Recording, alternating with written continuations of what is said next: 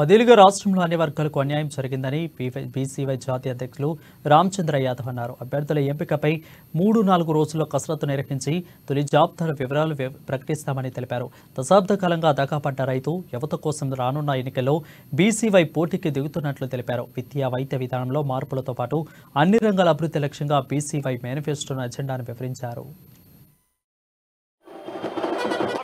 రాష్ట్ర సంపదను, అటవీ సంపదను, ఖనిజ సంపదను అన్ని రకాలుగా దోపిడీ చేస్తున్నారు. కేవలం ప్రభుత్వంలో ఉన్న కుటుంబాలు, ఆ ప్రభుత్వంలో ఉన్న పార్టీలు, ఈరోజు నాయకులు బాగుపడుతున్నారు తప్ప, అభివృద్ధి చెందుతున్నారు తప్ప, ఈ రాష్ట్రంలో ఉన్న రైతాంగం కానీ, యువత కానీ, మహిళలు కానీ, బడుగు బలహీన వర్గాలు కానీ ఏ ఒక్కరూ అభివృద్ధి చెందడం లేదు. అన్ని రకాలుగా అన్ని వర్గాలకి అన్యాయం జరుగుతోంది. ఈ రాష్ట్రంలో ఒక రాజకీయ ప్రత్యామ్నాయం కావాలి.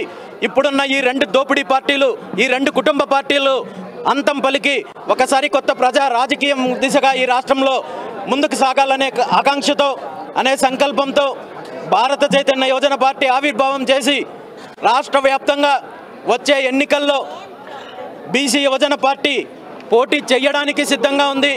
అందులో భాగంగా ఈరోజు ఇక్కడ పార్టీ తరఫున జరిగిన శ్రీకాళహస్తి, తిరుపతి నియోజకవర్గాలకు సంబంధించిన కార్యకర్తల ఆత్మీయుల సమావేశం